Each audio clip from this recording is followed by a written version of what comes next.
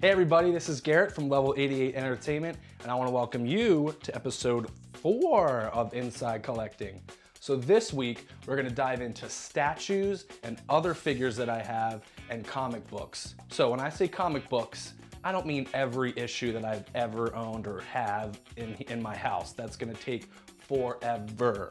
But what I do mean is graded comics, ones that I sent off to CGC, got them back with that little number grade in the top. Love doing that, especially when it's a good grade. But a lot of first appearance comics, a lot of comics that mean a lot to me. I also still have my toy chest / toy box from when I was growing up. That probably does not surprise you considering the past couple videos here. But I didn't show it in the first one because I wanted to save it for this one because comic books. If you didn't have a toy chest or toy box, I don't know what you put stuff in, whether it was comics or actual toys. Mine was comics and a lot of other stuff. Now in that toy chest, I have all my comics from when I was a kid. I'm not gonna show you every issue like I said, but just gonna show you that I had a lot in there, and that's where I would go to when I wanted a comic to either read or not read, because growing up, we just wanted comics to look at for the pictures, am I right? So yeah, we have that, and then we're gonna have the graded comics that I'm gonna show you. We have all these really cool statues and figures that I have, so let's dive in. Well, here it is, the good old toy chest, toy box, whatever you want to call it, with all these sweet stickers from the 90s. Do I collect comics? Yes. Do I read them? Yes. These are all the ones I've been reading for the past like year or so. Let's open this thing up and get to the goods. All right, all that's off top, and shitballs. There's a lot more comics in here that I forgot about, that I will have to remove to get to the layer I want to show you. So give me a minute here. Well, now that that is all out of the way, this is what I really wanted to show you. This is what has been in here since I was a kid. These little tabs here, my parents, maybe it was my dad, someone, it was one of my parents or both, gave me the idea that I had to, you know, categorize them so they weren't just in a pile. I knew what I was going for, or Spawn back there. We got Spidey. What's in Spidey? Oh, Maximum Carnage. Booyah! Sonic. What do we got in Sonic here? Sonic the Hedgehog. Oh, piano's on fire. That's good. What do you got? What else? Oh, Turtles Adventures. Hell yeah. Wizard Magazine. Oh my gosh, yes. Look at that. Oh my gosh. Who remembers those? Oh, Toy Fair. Oh my gosh. So they would do fan castings before fan castings were a thing and superhero movies were a thing. Look at that. This is where my comics went when I was younger. And a lot of other things. Oh look, my Marvel cards. A random basketball. Some sweet ass stickers. Burger King's Club. Whoa, dude! And this creepy picture of these Chuck E. Cheese gang. Like, what the hell? Toy chest, sweet stickers, lots of other random things. Let's get into more comics. All right, so we're gonna dive into these graded comics I was talking about. A lot of great ones, a lot of my prized possessions that I've collected over the years. So, the first one we got here, bam! Amazing Spider-Man number 194 from 1979. First appearance of Black Cat right there. First graded comic I ever bought. I actually bought this one. I didn't send this away. I got this one off eBay, but pretty solid grading on this one, 8.0. Next up, we have Web of Spider-Man number 1 at a 9.6 grade. This is from 1985. It is, as I said, the number 1 of this series of Web of Spider-Man, and this is the return of the black costume right here on Spider-Man, as you can see on this awesome cover. Here we have Amazing Spider-Man number 361, the first appearance of this crazy, psychopathic, symbiotic villain we know as Carnage, one of Spider-Man's most evil and best villains of all time. Got this one graded at a 9.0. I did send this one away. Found this in a little shop in Havre de Grace, Maryland. Instant buy. Ladies and gentlemen, we have here Amazing Spider-Man number 300. Came in at a 7.0. I did send this one away, not too shabby. But why I do love this issue so much is because it is the first appearance of my favorite villain of all time, another Spider-Man villain, Venom. As you might be able to see here, this comic is signed. It's signed by Todd McFarlane, one of the co-creators of Venom and the artist of this issue. Now, CGC has a signature series that has a little yellow bar up here. As you can see, this doesn't have that because when I got it signed by Todd McFarlane at New York Comic Con, I was actually unaware that you had to get a CGC affiliate to be there with you to verify the signature, and then they send it away knowing that it's a real signature and they give you the yellow label. So kind of screwed up there, but I know it's real. Here we have another Amazing Spider-Man, number 238. This is the first appearance of another Spider-Man villain, Hobgoblin. He's pretty crazy. Came in at a 9.4, one of my highest grades. And look at that cover. That's pretty wicked. Remember when I said CGC has a signature series? Well, this is it. As you can see, it's got the yellow bar up top. This is Amazing Spider-Man number 61, coming in at a 9.0. This is signed by the legend himself, Stan Lee. Excelsior! This is from 1968. Pretty damn old comic I got here. It's pretty damn awesome too. So this is actually Gwen Stacy's first appearance on a cover. Not her first appearance, but the first time she was ever shown on a Spider-Man cover. This was actually gifted to me by my dad for Christmas. Thanks, Dad. Here we have Amazing Spider-Man number 700. Got a 9.6 grade on it. It is a sick ass cover. If you can see, it's the Eye of Spider-Man's mask made up of Venom and all other Spider-Man pictures. Sad note about this one though, it's the death of Peter Parker. But he didn't really die. He just kind of went into Dr. Octopus's body. You read it for yourself. So moving on from Spidey, but more Marvel, Deadpool number 1 from 1997 came in at an 8.0. This is the first appearance of T-Ray and Blind Al, who you might know from the movie. For some of you Deadpool fans, or just Deadpool movie fans that never read a comic, you probably know who that is. Sticking with more Marvel here, we got Thor number 337 and another first appearance. We got Beta Ray Bill, who is on the cover right here. Pretty sick ass cover. I won't go into his origin story, who he is, but awesome character.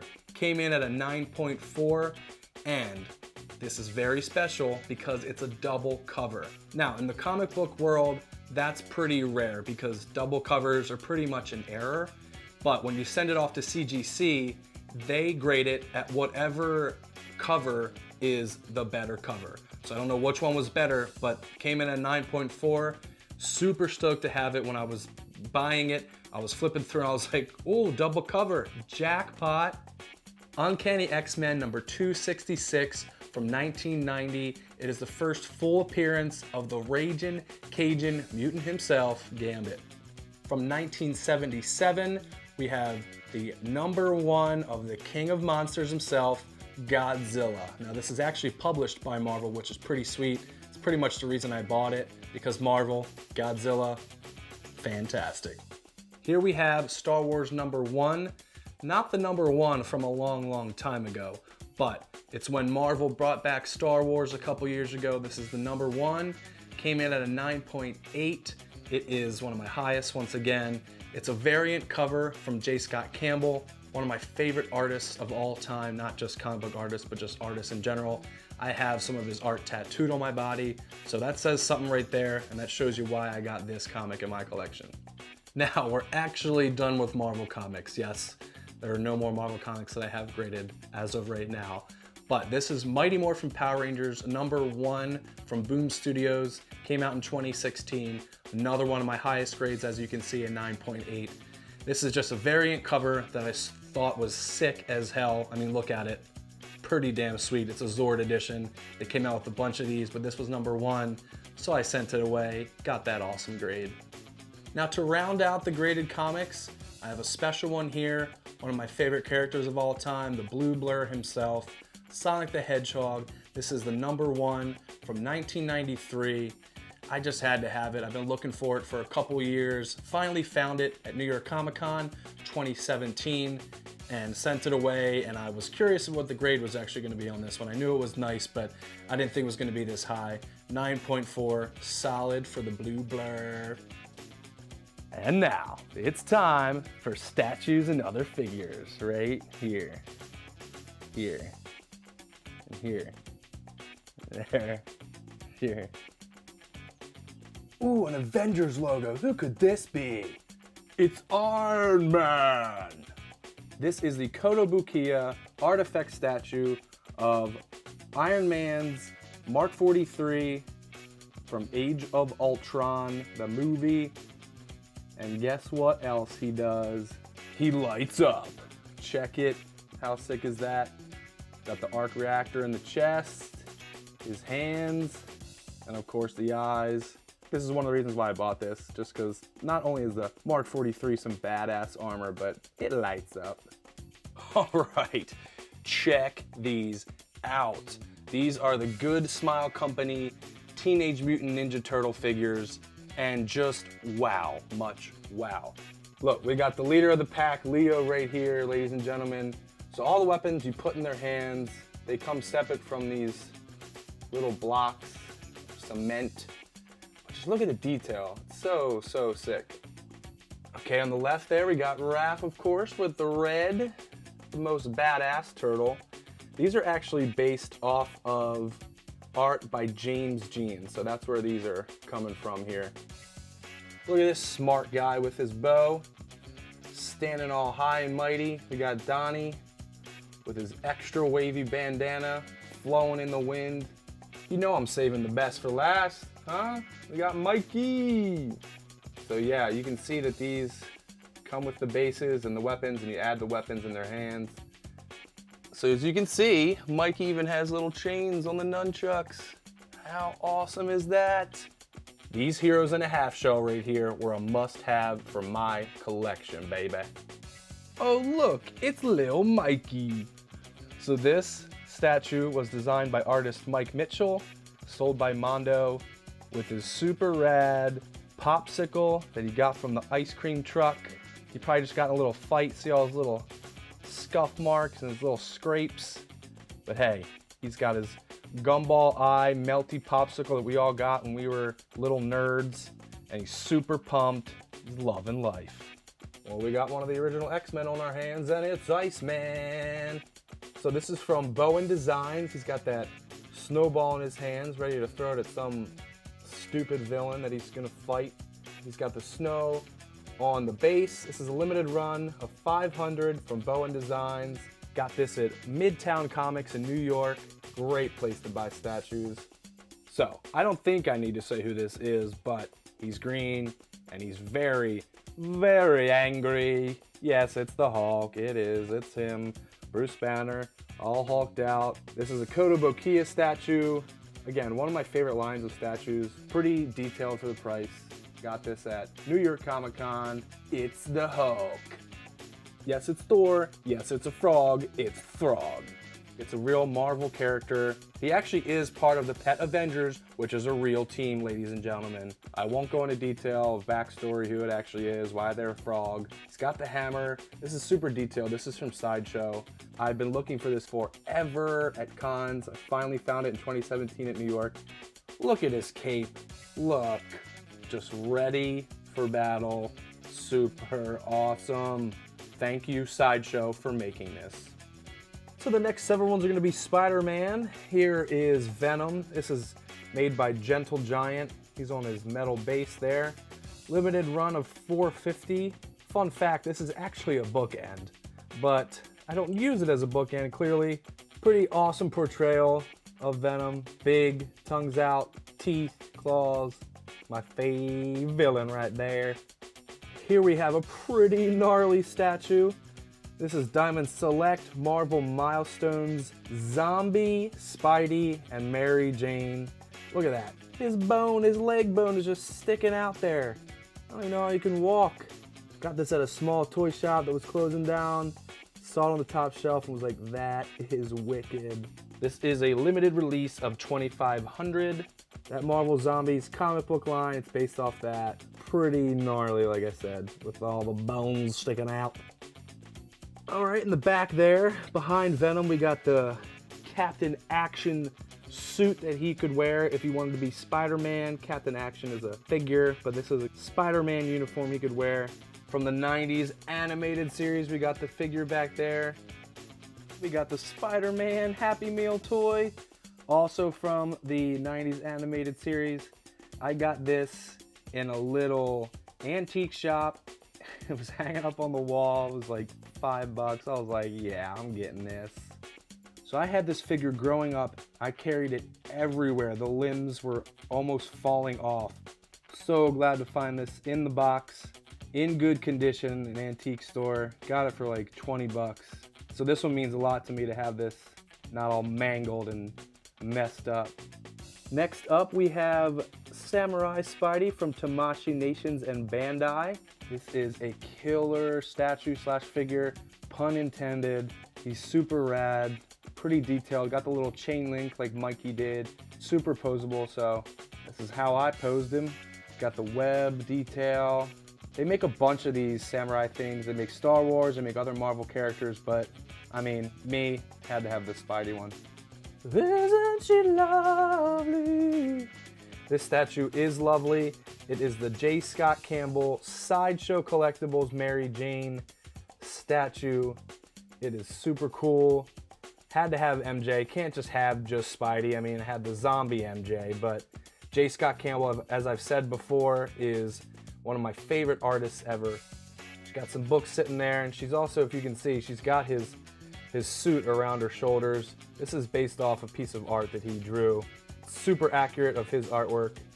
You can see that it is Spidey's suit that she's got wrapped around her, which again, based off the picture that he drew, the art that he did, sitting on her little ottoman. She's just hanging out. She just loves her Spidey. She's waiting for him. She's like, Spidey, where are you? I love you. So this figure right here from Toy Biz, it's based off the first appearance of Spider-Man we got there, the comic. And you go up, you got this little window, Spidey's peeking through. It's honestly a very funny little figure. I'm gonna open it up here for you and show you why I think so. So as you can see, he's supposed to be posed like on the front of the comic, which makes it a little comical. This figure is pretty sweet. I wanted to add it for my Spidey collection just because it's based off his first appearance and it's super cool. This figure is pretty damn old. We got our Mego Amazing Spider-Man figure. They made a lot of these for Marvel and DC. This is from the 70s. Super cheesy, but super awesome. I mean, for the 70s, that's pretty great, I'd say. Got this at Baltimore Comic-Con. Great pickup for my Spidey collection. So that is it for Spidey and this set of statues and collectibles. Definitely going to keep adding to my Spidey selection, but let's move on to more statues and figures. This one's awesome because it is Lego Wally. Yes, there he is. 676 pieces, ladies and gentlemen. This took quite a bit of time, several hours, a couple nights a week. Oh, it even opens up as his little compartment. He's holding his little plant here with such a tight grip. He doesn't want to let go. Look, even his wheels work. Look at that. How sick is that? Even his eyes move like in the movie. Oh, look at that, Wally. Definitely worth it. There he is. Sweet ass Wally Lego. Whose feet are those? Oh yeah, the most badass Spartan of them all. Master Chief, baby. Yeah, he's got his assault rifle. He's pretty damn detailed, and that's because he's made by NECA. They are incredible, incredible toy and statue makers. Look at this, just super detailed. He's got his little pistol in the back. You can attach that, you can take that off. Master Chief, Halo fans. This is a must-have. That's why I got it. Big Halo fan. Kawa frickin' bunga, dudes. There he is. Michelangelo. This is another NECA figure. I mean, look at the detail. This is from the first Ninja Turtles movie. They're just super awesome and so accurate. They make them for all 4 turtles. These were kind of hard to find, but I had to get Mikey because, of course, he's my favorite, as I said in past episodes. We got the pizza here, the thumbs up, dude. These are interchangeable hands. I got the nunchucks here wrapped around his neck because I had to do the thumbs ups and I had to have the nunchucks in there. Look at this. This is actual like friggin' cloth. This is like so good. Look at this. I'll do another wrap around the shell. Look at the shell, dude. Look at it. But yeah, they made all 4 of these turtles. This is the only one I have, but man, is this thing just super sweet. Yes, that does say Sega, and it looks like a Sega Genesis, but it's not. It's just Sonic the Hedgehog on top of a fake Sega Genesis. Pretty damn cool. And are you ready for this? You ready for this? Oh yeah, it has the on-off switch. Reset doesn't work. These aren't really controller ports, but one more time, let's hear it again. That lovely sound of us 90s kids growing up turning this system on. As you can see, it says Sonic Mania. This was the collector's edition that came with the game. I got it for the Xbox. As you know, I'm a huge fan of Sonic, so when this collector's edition came out, I had to have it. So damn cool. Well, if you've seen my past videos, even the Funko one, you know I'm a huge Hanna-Barbera fan. Love the cartoons growing up.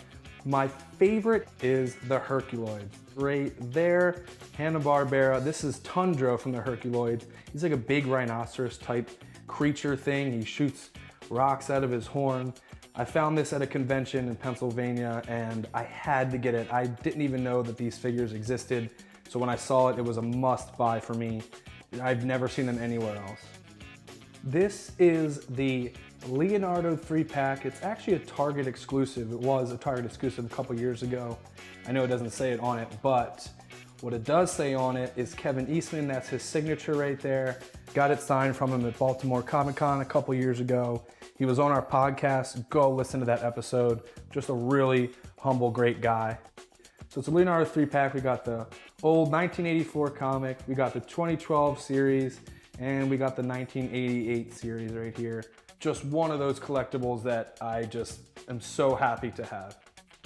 Now to finish off this statue collection, the one and only Kirby, ladies and gentlemen. Another one of my favorite characters of all time. It is Sword Kirby. Look at that sick sword he has. This is from First 4 Figures. There is a version of this that lights up. This blue little blade swipe lights up, but this one does not. Not even that detailed, but just super awesome if you're a Kirby fan. I mean, it was a must-have for me. I've been looking for this thing everywhere, and it's just super rad. I mean, look at it, ready to take out some enemies. All right, everyone, well, that is it for episode 4. I want to thank you so much for tuning in. As always, I really, really appreciate it and appreciate you guys watching these every week. So maybe you'll learn something today about comics, about grading, about first appearances, about something about a superhero you never knew. Maybe you discovered that they made a statue of some character you didn't even know they made. But I really hope you enjoyed it. I, as always, enjoy doing this. And you know what? Show us your comic collection or anything that you have on our Instagram or tweet at us on Twitter at level88ENT. We'd love to see what you have. But thank you again so much for watching, and I'll see you next episode on Inside Collecting.